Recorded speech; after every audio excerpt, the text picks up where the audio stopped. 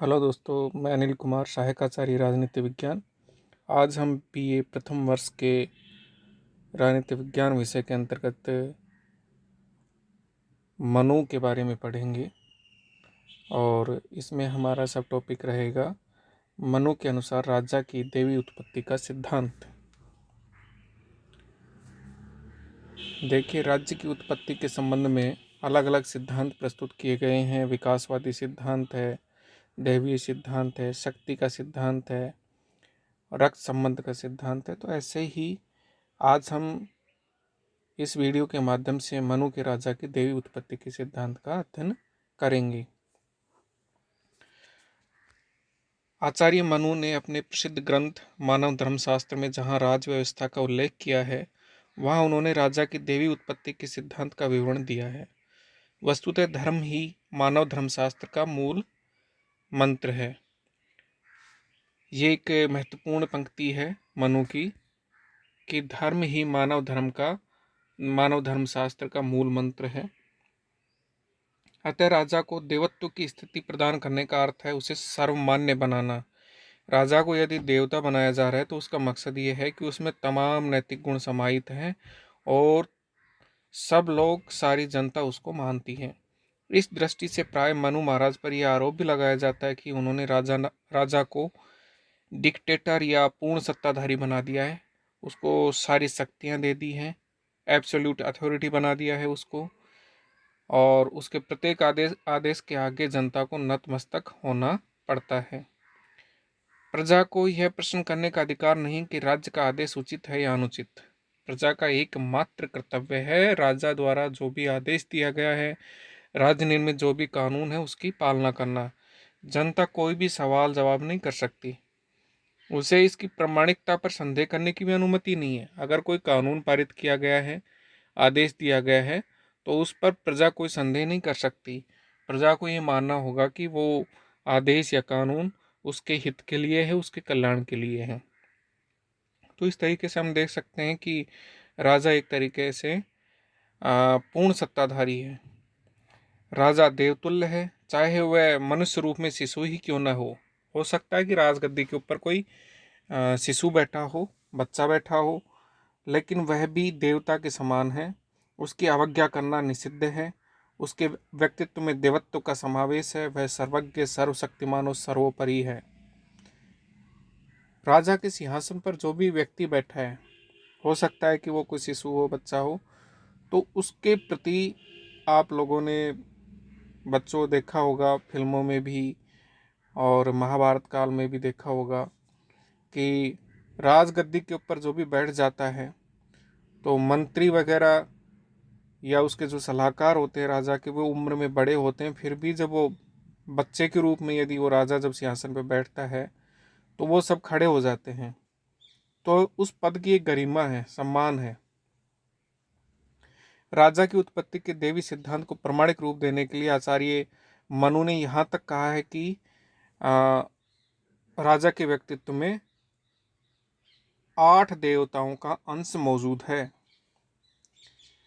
ईश्वर ने समस्त संसार की रक्षा के लिए निमित्त वायु, यम, वरुण, सूर्य, अग्नि, इंद्र तथा कुबेर के सर्वोत्तम अंशों के सहयोग से राजा की सृष्टि की है, राजा की रचना की है। तो हम देख सकते हैं कि 8 जो देवता हैं उनके अंशों से राजा का निर्माण हुआ है, उसकी सृष्टि हुई है।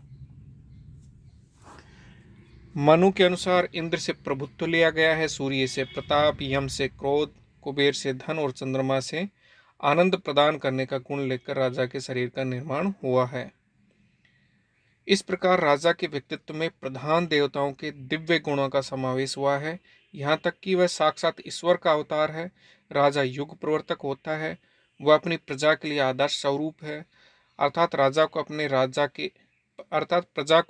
राजा के पद चिन्हों पर ही चलना चाहिए। जैसा राजा बताता है वैसा ही जनता को करना चाहिए। वो उनका मार्गदर्शक है और उसी के बताए हुए रास्ते पर जनता को, प्रजा को चलना चाहिए। अब बात आती है कि मनुस्मृति में राज्य के 7 अंग बताए गए हैं। स्वामी है, अमात्य है, पुर है, राष्ट्र है, कोष है, दंड है, मित्र है। तो ये जो 7 अंग बताए गए हैं इसी को सप्तांग सिद्धांत भी कहते हैं। और इसमें सर्वोच्च स्थान जो दिया गया है वो राजा का होता है। और राजा की उत्पत्ति कैसे होती है? ईश्वर के द्वारा।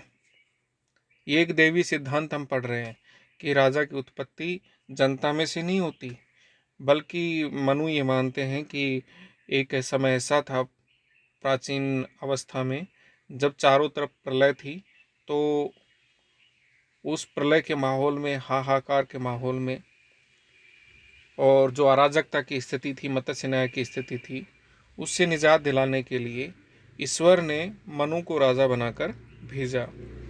और मनु के बाद धीरे धीरे करके ना उनके जो उत्तराधिकारी थे वो शासन करते गए।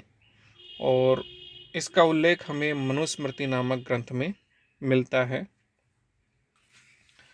तो ये जो 7 अंग हैं इसमें सर्वोच्च स्थान दिया गया है। देखिए इनका क्रमिक महत्व है।